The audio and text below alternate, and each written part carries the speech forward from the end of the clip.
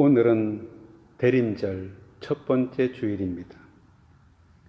교회력은 매년 대림절로부터 시작됩니다. 대림절은 성탄절 전 4주간 동안 지키는 절기입니다.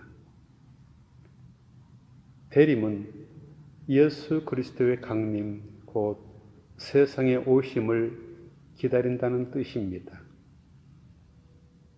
그래서 대강절 혹은 강림절이라고 부르기도 합니다. 교회력이 대림절로부터 시작된다는 것은 그리스도교 신앙의 토대가 예수 그리스도의 초림과 재림에 놓여 있다는 뜻입니다.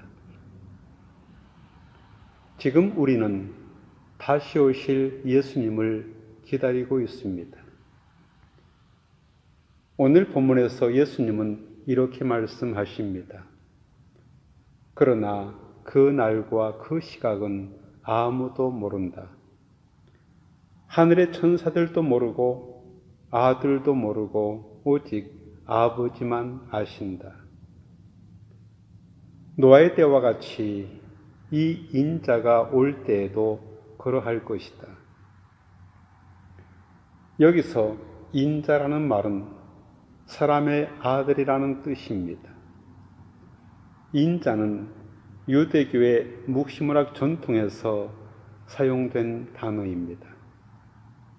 다니엘서 7장 13절과 14절에 의하면 이 인자는 마지막 심판이 있은 뒤에 하나님에게서 세계 통치권을 넘겨받으실 초인적인 하늘 존재를 가리킵니다. 신약 성경의 표준적인 견해에 따르면 인자는 하나님의 전권을 위임받아 몸소 마지막 심판을 주재하실 분이십니다.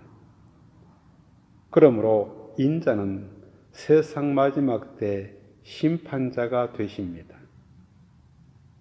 요한복음 5장 26절과 27절입니다.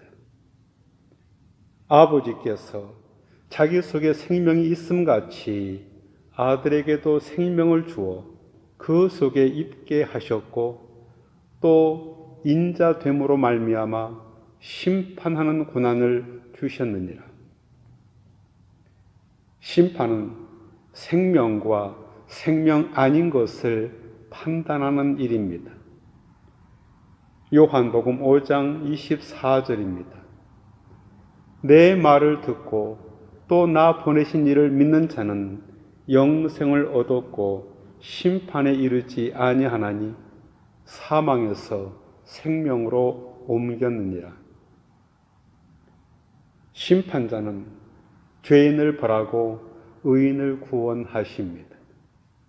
이때 궁극적인 생명이 실체로 드러나게 됩니다. 이와 같이 심판자이신 인자가 오신다면 우리는 당연히 준비를 해야 합니다. 어떻게 준비해야 할까요? 예수님은 창세기 7장부터 9장에 걸쳐 나오는 노아 홍수 이야기를 들려주십니다. 홍수 이전 시대에 노아가 방주에 들어가는 날까지 사람들은 먹고 마시고 장가가고 시집가며 지냈다. 홍수가 나서 그들을 모두 휩쓸어 가기까지 그들은 아무것도 알지 못하였다. 인자가 올 때에도 그러할 것이다. 그들은 일상에 빠져 자신들이 다 죽을 운명에 놓여 있다는 사실을 깨닫지 못하였습니다. 부지불식간에 오시는 인자의 날에도 그러할 것이라고 말씀하십니다. 노아가 살던 당시의 사람들 역시 오늘 우리와 다를 게 하나도 없습니다. 그들에게는 매일 처리해야 할 일들이 많았습니다. 먹을 양식을 위해 일터에 나가야 합니다. 앞날을 위해 비축도 해야 합니다. 자녀를 양육해야 합니다. 노후 준비도 해야 합니다. 이웃들과도 좋은 관계를 맺어야 합니다. 그들에게 이 모든 것들은 대단히 시급한 과제였습니다. 그런 그들은 노아로부터 홍수 이야기를 들었지만 그의 이야기를 진지하게 받아들이지 않았습니다. 왜냐하면 홍수로 모든 인간이 죽는다는 것은 상상할 수도 없는 일이었기 때문입니다. 그래서 그들은 늘 해오던 방식대로 살았습니다. 노아의 가족이 산 꼭대기에 방주를 짓고 있다는 소문도, 어느 날 그의 온 가족이 그 안으로 들어갔다는 소문도 대수롭지 않게 여겼습니다. 그러다가 아무도 예상하지 못한 순간에 그들은 피할 길 없는 대홍수를 만나게 되었던 것입니다. 바쁜 일상으로 인해 자기들의 운명 앞에 놓인 어떤 결정적인 순간을 못 보고 지나쳐 버렸습니다. 노아 홍수 이야기에 이어 예수님은 또 다른 이야기를 들려주십니다. 40절과 41절입니다. 그때에 두 사람이 밭에 있을 터이나 하나는 데려가고 하나는 버려둘 것이다.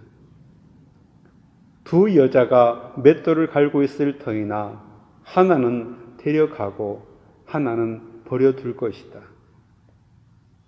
두 사람이 짝을 지어서 각각 밭일과 맷돌질을 하고 있었습니다.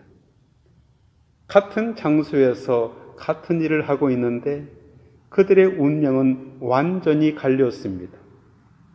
한 사람은 데려가고 한 사람은 버려둠을 당할 것입니다.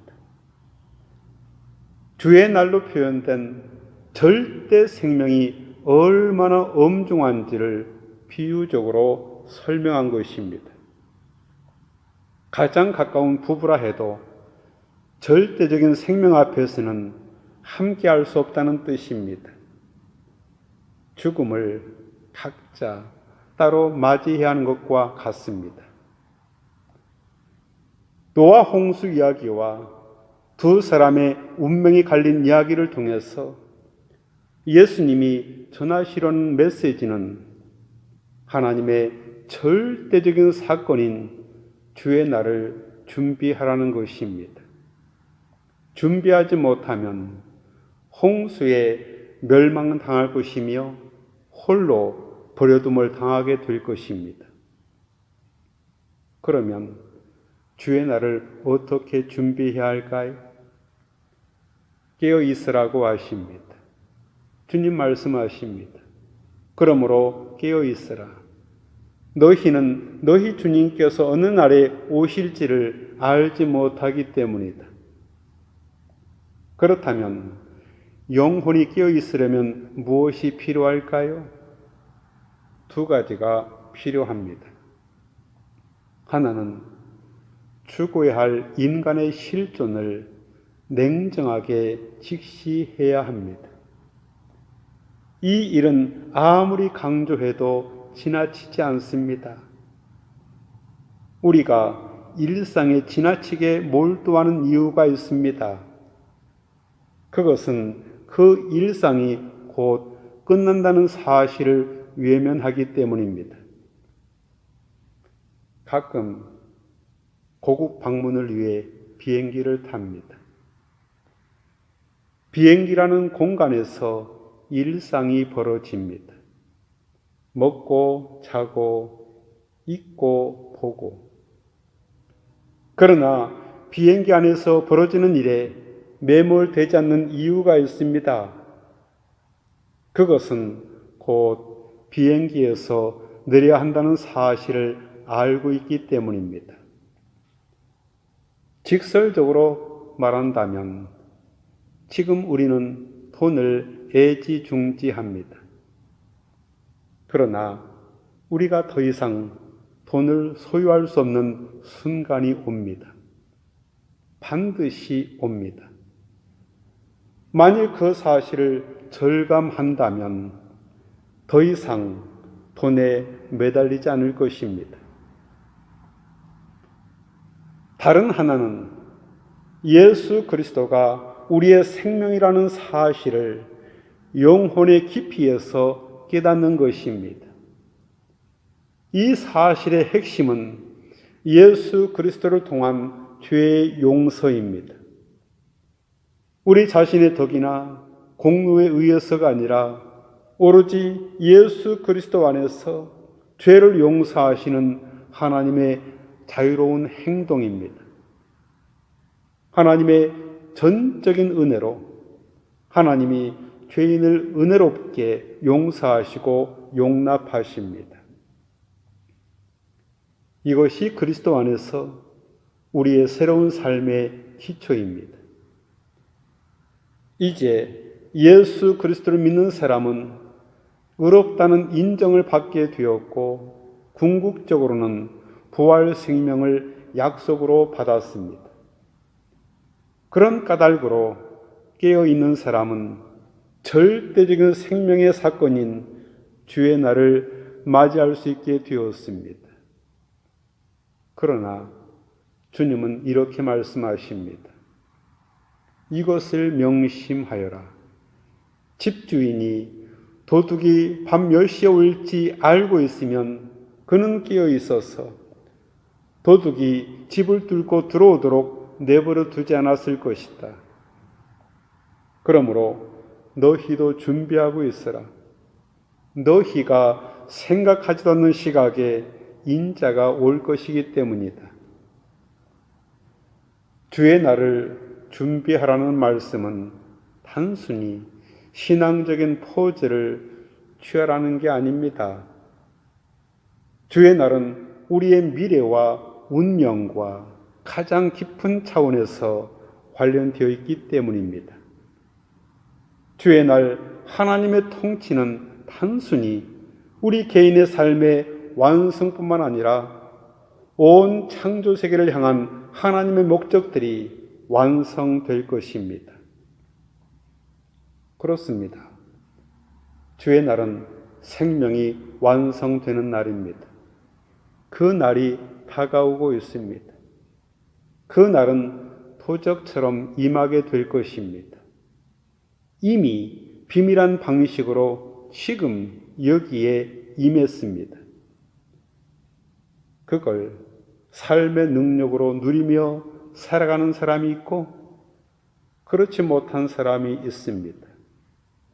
여러분은 어느 쪽입니까? 같이 기도하겠습니다. 주님, 정신 차리고 깨어있게 하옵소서. 주님께서 오시는 날이 언제일지 모르기 때문입니다. 준비하고 있게 하옵소서. 주님께서 생각지도 않은 때에 오실 것이기 때문입니다. 저희는 주님의 오심을 손꼽아 기다리고 있습니다. 예수님의 이름으로 기도하옵나이다. 아멘.